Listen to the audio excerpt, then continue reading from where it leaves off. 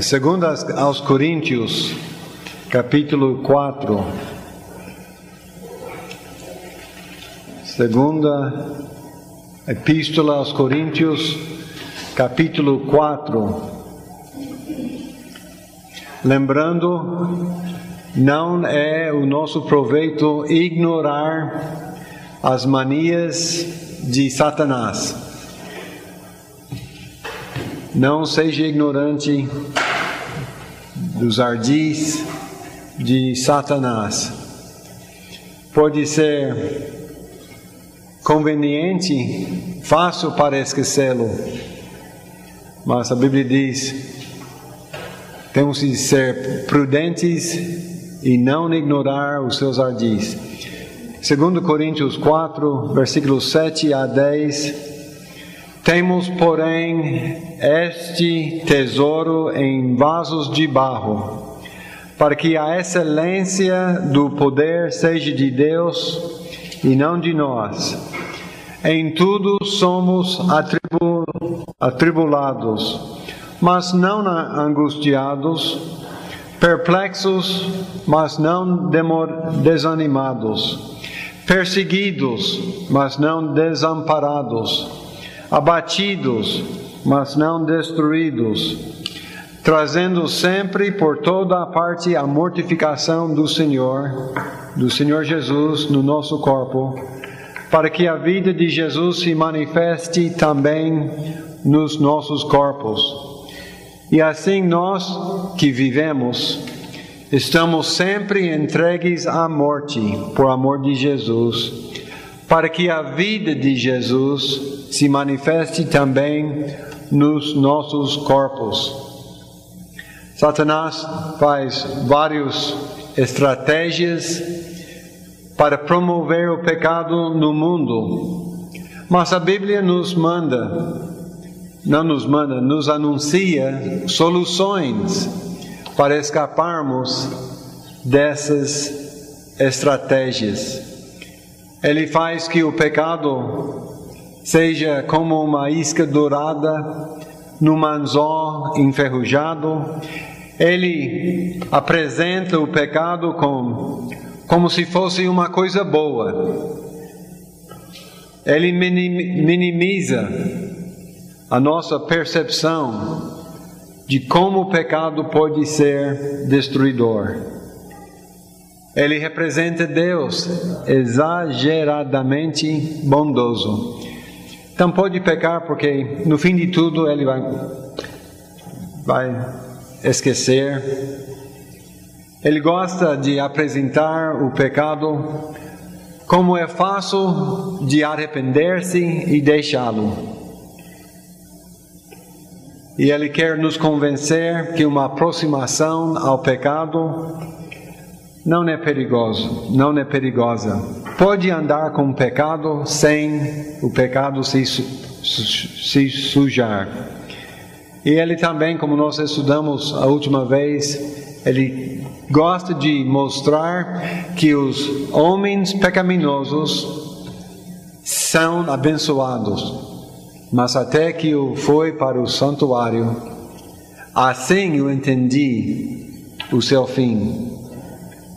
Talvez não pensava que Satanás tem tantas armadilhas para incentivar pecado no mundo. Ele sabe bem que nosso coração é enganoso e o propósito dele é de mentir. Ele é o pai da mentira, não há verdade nele. Então quando tem ele junto com o coração enganoso nosso, ele faz festa. É um par perfeito. Ele não só sabe mentir, mas a mentira faz parte da sua personalidade. Então ele não tem outra preocupação no mundo do que causar os incrédulos ficarem cegos. 2 Coríntios, voltando uma página, 4:4 de 2 Coríntios, nos quais o Deus deste século cegou os entendimentos dos incrédulos, para que lhes não resplandeça a luz do Evangelho da glória de Cristo, que é a imagem de Deus. Ele cegou os entendimentos e Ele sabe bem mantê-los cegos. A ação nossa na face de tentação não é contemplá-la, ter uma curiosidade, mas qual seria o fim? Será que este pecado essa tentação é tão destruidor? Não convém ficar curioso e nem convém confiar-nos em nós mesmos. Os que são curiosos sobre as tentações e quer saber o fim delas, chama-se tolos e caídos. O inimigo de toda a justiça quer ainda te causar a cair e começar e continuar pecando. Mas outra artimanha dele, ele quer apresentar o sacrifício de uma vida santa como sendo pesados. O sacrifício de uma vida santa não vale a pena. Com a sua astúcia maligna, ele procura que o pecador não perceba a verdade das bênçãos dos fiéis que sofrem, mas ele quer tampar os olhos e quer mostrar que não há ninguém que sofre como os santos. Ele quer que você pense assim: não há outros no mundo que levam tantas aflições do que esses que querem andar glorificando a Deus. Ele insiste: olhe a Jó, olhe ao Jó, olhe como um problema após o outro veio afligir a sua vida. Ele continua: melhor é andar, mesmo em pecado, em caminhos que têm menos problemas e sofrimentos. Ele pergunta a nós: quem senão um louco gastaria os seus curtos dias aqui na terra com perseguições, quando tudo poderia ser evitado, vivendo menos santo e mais dedicado à carne e ao mundo? Quem, senão um louco, sacrificará-se para glorificar o Senhor?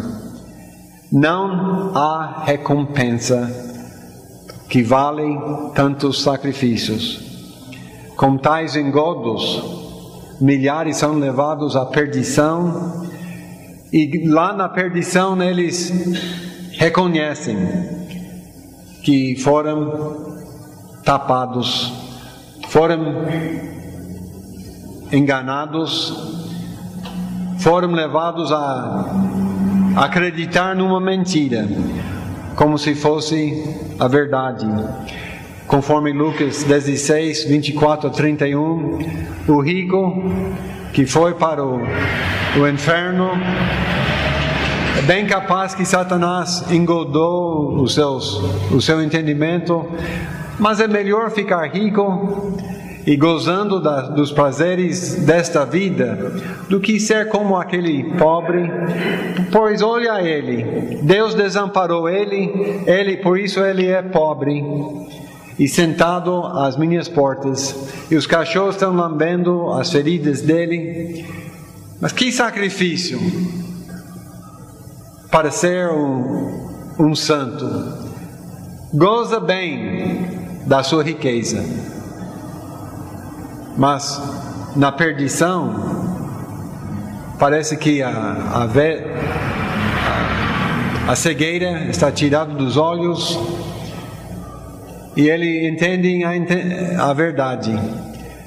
Não valeu a pena os prazeres do mundo em troca desta perdição eterna. Parece que valeu a pena para o pobre sofrer um pouco em curta vida para ter a eternidade no seio de Abraão. Aí eles entendem. Para nós não cairmos neste engodo, essa mentira de Satanás, devemos entender que os problemas dos cristãos tornam-se glória para Deus e vantagens para nós, o seu povo. Deus faz que as perseguições pela fé ou aquelas aflições de correções, das correções, sejam para a sua glória e para o nosso bem. Pedro ensina que quando somos vituperados pelo nome de Cristo, nós somos bem-aventurados, porque o Espírito da glória de Deus repousa sobre nós. Cristo é blasfemado pelos os de fora, afligindo-nos, eles blasfemem ao Senhor. Mas nós, ficando firmes, Ele é glorificado por nós. E o Espírito de Deus repousa sobre nós naquelas horas, nos dando a graça. Então, os problemas e as aflições que os cristãos tenham, tornem para ser glória para Deus e vantagem nossa.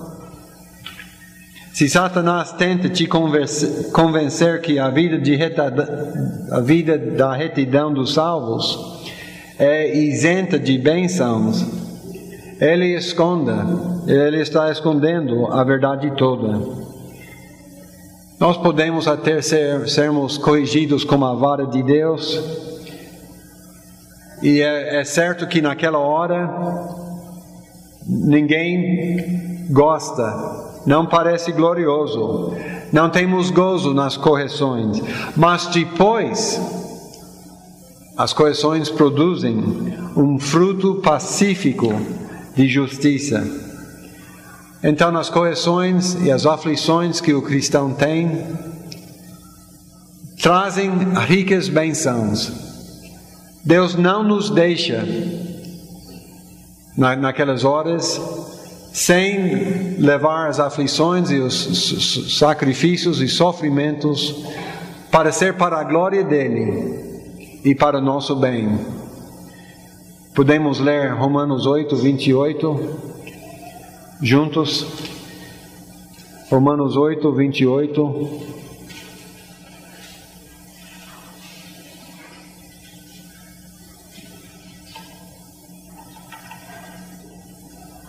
Vamos ler juntos. E sabemos que as coisas contribuem juntamente para o bem, aqueles que são a Deus, daqueles que são chamados segundo o seu propósito. Todas as coisas, talvez não sejam bons, mas contribuem, resultem em glória para Ele e para o nosso bem. Pode ser que somos atribulados, perplexos, perseguidos, abatidos e lutamos para mortificar a nossa carne. Contudo, a graça de Deus impede que aquelas lutas nos vencem, mas que nós vencemos. Pelas desavenças, a vida de Jesus é declarado para os outros nos nossos corpos, e Deus recebe a glória nisso tudo. Para o cristão, não é pesada a carga que faz Jesus ser manifestado na sua vida. Pode imaginar 120 anos, Noé sendo criticado, mas aquelas ondas que destruiu todo mundo levou ele para a salvação. As ondas do dilúvio, Deus fez que fossem glória para Noé. As pedras fizeram que este vão visse a glória de Deus.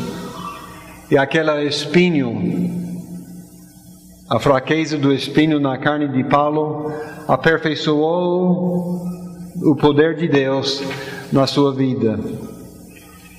Na verdade, os sacrifícios e a vida sacrificada para o Senhor não é somente pesada, mas leva-nos a glorificar Deus e leva para o nosso bem.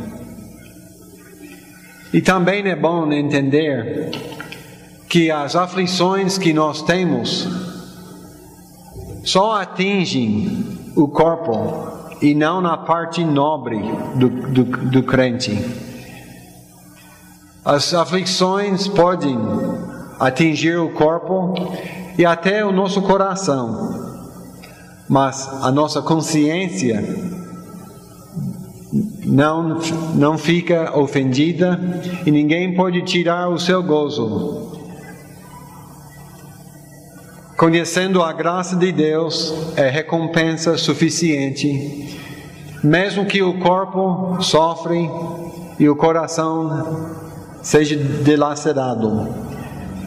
1 Pedro 3, 13 a 17 diz: E qual é aquele que vos fará mal, se fordes zelosos do bem?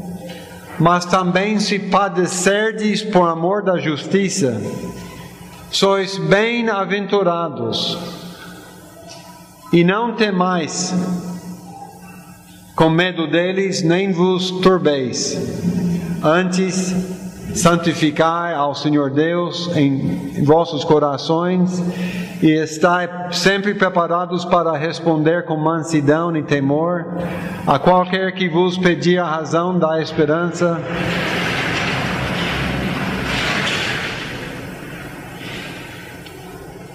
E estai sempre preparados para responder com mansidão e temor a qualquer que vos pedir a razão da esperança que há em vós, tendo uma boa consciência, para que naquilo em que fala mal de vós, como de malfeitores, fiquem confundidos os que blasfemam do vosso bom porte em Cristo, porque melhor é que padeçais fazendo bem, se a vontade de Deus assim o quer, do que fazendo mal. Amém? Eles querem fazer mal para nós, e fazer mal mesmo, mas somos bem-aventurados.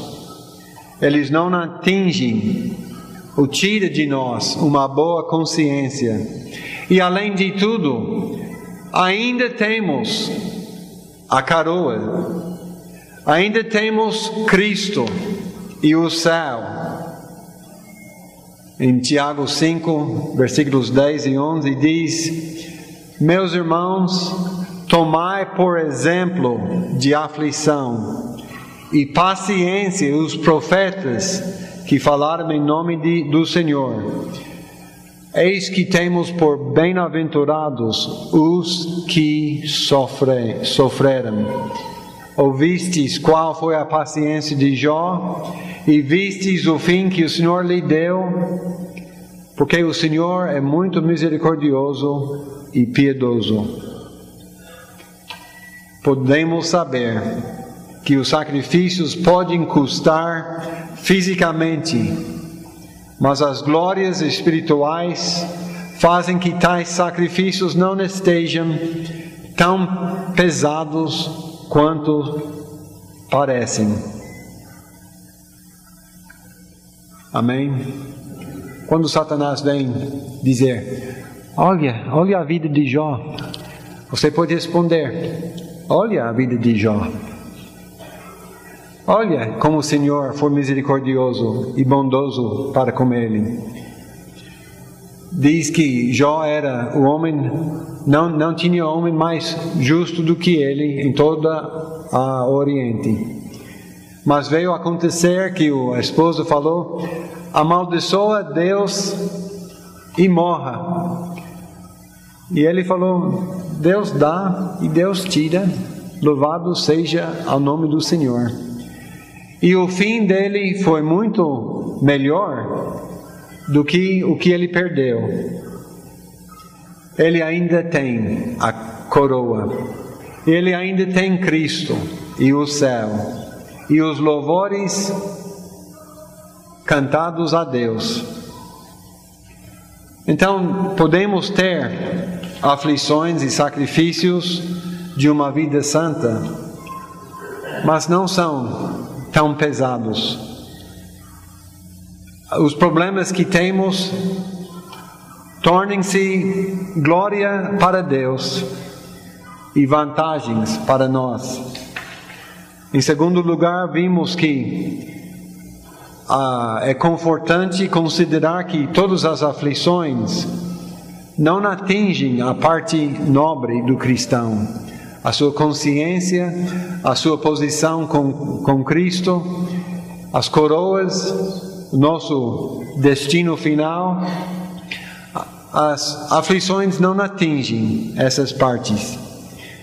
Em terceiro lugar, podemos considerar também que as aflições e vexações apenas acontecem em momentos curtos e passageiros. É só um pouco de tempo. Como é pouco de tempo? Pastor, você não viu a vida de Jó, que parece uma eternidade sofrendo? Se fosse desde o seu nascimento até a sua morte, era tempo curto. A nossa vida é como um vapor. A vida em Hebreus 10, quero que os irmãos lessem lá, Hebreus 10, 32 a 37. Hebreus 10, 32 a 37. Lembrai-vos, porém, dos dias passados, em que depois de serdes iluminados, suportastes grande combate de aflições. Em parte fostes feitos espetáculo com vitupérios e tribulações, e em parte fostes participantes como os que assim foram tratados. Porque também vos compadecestes das minhas prisões, e com alegria permitistes o roubo dos vossos bens, sabendo que em vós mesmos tendes nos céus uma possessão melhor e permanente. Não rejeiteis, pois, a vossa confiança, que tem grande e avultado galardão. Porque necessitais de paciência, para que depois de haver desfeito a vontade de Deus, possais alcançar a promessa. Porque ainda um pouquinho de tempo, e o que há de vir, virá, e não tardará. Aquela palavra, versículo 37, pouquinho, diz o George Ricker Berry, que significa, esta palavra pouquinho, literalmente é um pouquinho de tempo. Um pouquinho de um pouquinho de tempo. Assim a vida. Porque ainda um pouquinho de tempo. E o que há de vir, virá e não tardará. Pode ser que temos aflições, mas a vida é curta, e sendo o fato que Deus não retarda a sua promessa, somos instruídos que os sacrifícios que venham temporariamente a nós não cancelam em nada as glórias que teremos eternamente. Pensa da vida de Jesus. Quantos aqui têm mais do que 35 anos de idade?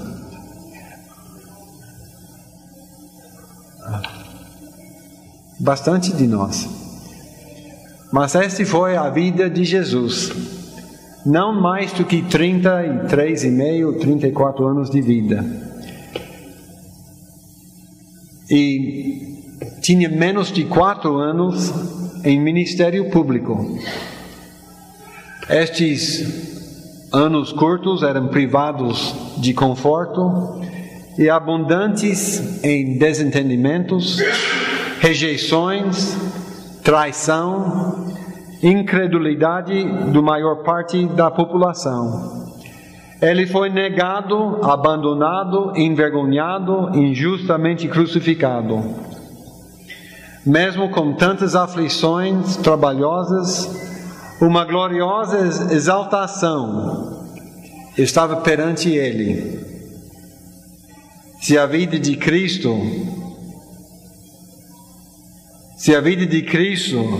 estiver um exemplo para nós, podemos ser confiantes que há grande recompensa depois da vida sofrida. Pelo gozo que lhe estava proposto, suportou a cruz. Ele viu a salvação do teu povo. Ele viu o eterno agrado ao seu Pai. Ele viu a soberana exaltação da sua pessoa e do seu nome sobre todo nome. E ele viu a honra eterna à destra do seu Pai. Estes são só algumas das recompensas do gozo que lhe estava proposto perante ele quando sofria.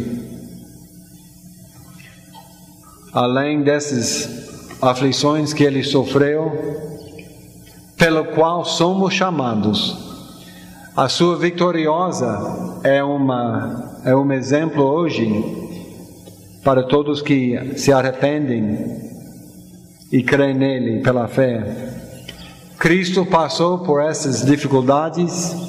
Ele suportou a cruz, desprezando a afronta, para salvar o seu povo. Ele dá, pelo pouco tempo que ele tinha de sofrimento, abunda em bênçãos eternas e gloriosas em cada um dos milhares e milhões do seu povo. Se você se julga pecador, arrepende-se dos seus pecados e crê neste Cristo que Deus deu como vitorioso. E depois vive pela fé, vive para Ele e como Ele.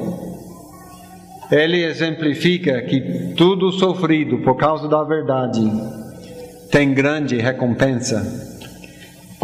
Para não cair nessa artimanha que Satanás procura apresentar o sacrifício de uma vida santa como sendo pesado, lembra que os problemas e os sacrifícios que tenhamos tornam-se para a glória do nosso Deus e para o nosso bem.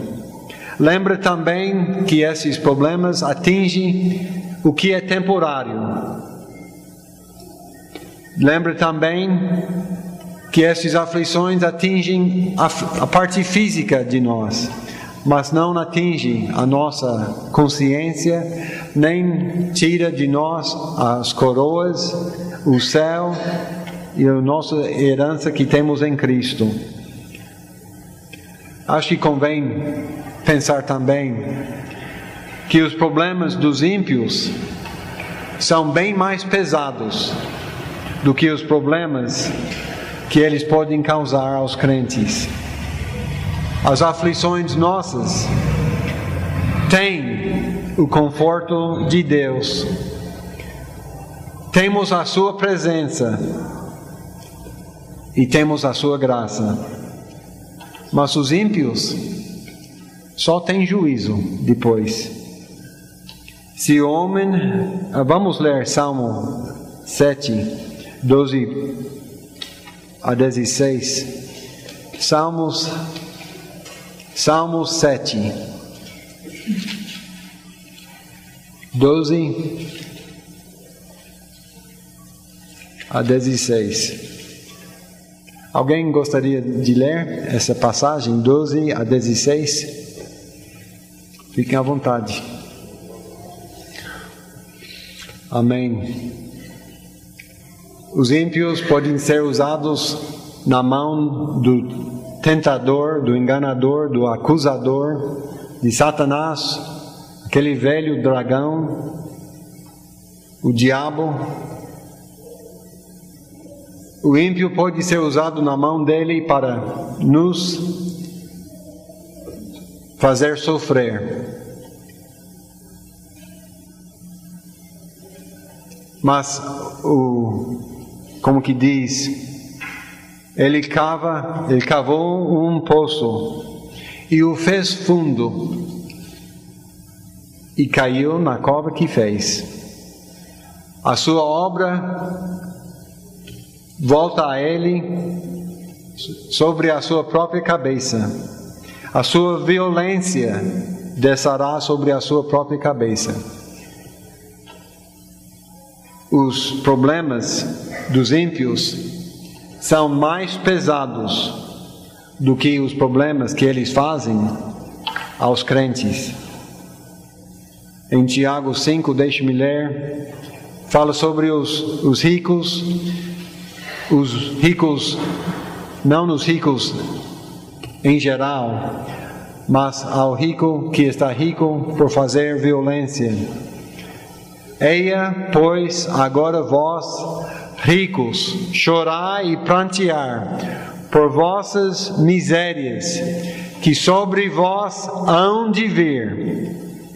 As vossas riquezas estão apodrecidas, e as vossas vestes estão comidas de traça.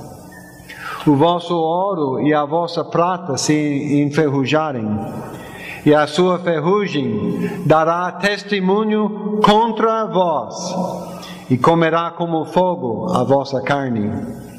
Entesourastes para os últimos dias. Qualquer rico? Não. Versículo 4. Eis que o jornal dos trabalhadores que ceifaram as vossas terras, e que por vós foi diminuído, clama. E os clamores dos que ceifaram entraram nos ouvidos do Senhor dos Exércitos. Os que fiquem ricos por ser injusto pelos que estão trabalhando por eles, aqueles que fiquem com parte do salário que prometeram para os ceifeiros, aquele que guarda aquela parte para ficar rico, aquela vai correr por dentro deles, pela eternidade, como que diz aqui, dará testemunho contra vós e comerá como fogo a vossa carne, entesourastes para os últimos dias. Versículo 5, deliciosamente vivistes sobre a terra, e vos deleitastes, cevastes os vossos corações como num dia de matança. Condenastes e matastes o justo, e ele não vos resistiu. Para estes ele diz, chorai e pranteai por vossas misérias que sobre vós hão de vir. Os problemas que os ímpios têm nesta vida são maiores e mais pesados do que os problemas que eles podem provocar a nós. A verdade é exatamente oposta das mentiras de Satanás. A verdade é que são pesadas as vidas dos ímpios, mais do que a vida dos salvos. Os cristãos têm um final feliz, mas os ímpios não. Os cristãos têm paz no meio da aflição, e a sua consciência é aguardada em paz. Os ímpios, apesar das aparências, não têm paz. Isaías fala em Isaías 57, 20 e 21, para o ímpio não há paz. Qual é a vantagem, então, ter a riqueza, a abundância, bons negócios, ou numerosos conhecidos e planos grandiosos, se a ira de Deus está permanecendo sobre a sua vida? Que adianta? Quando Satanás vem a você mentindo, a vida dos santos, a vida é somente sofrida. Considera essas verdades. O crente é atribulado, mas não angustiado.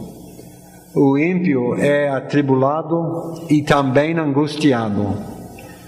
O crente é perplexo, mas não desanimado. O ímpio é perplexo e também desanimado. O crente é perseguido, mas não desamparado. O ímpio é perseguido e também desamparado. O crente é abatido, mas não destruído. O ímpio é abatido e depois destruído eternamente. O crente traz a mortificação do Senhor no corpo, para a vida de Cristo se manifestar no seu corpo. O ímpio terá a mortificação em juízo, mas não conhecerá a vida.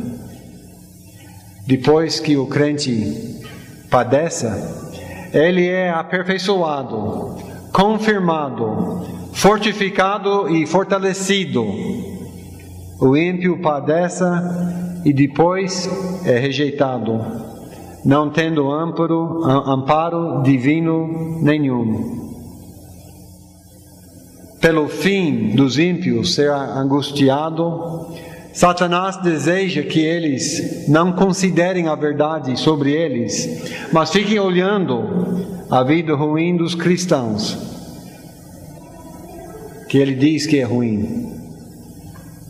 Não deixe de ser enganado por ele.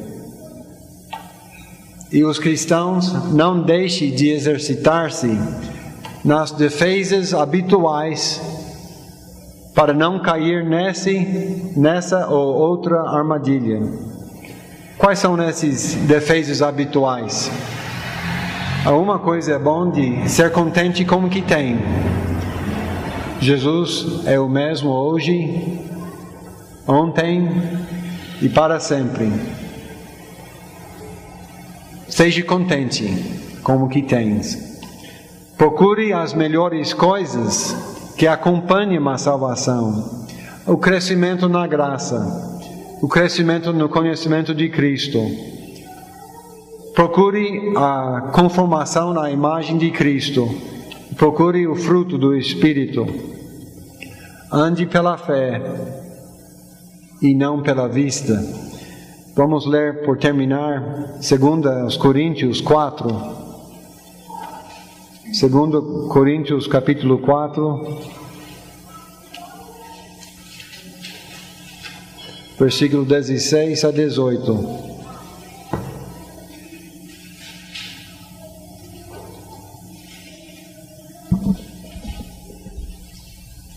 Temos uma vida sacrificada, mas não é pesada demais.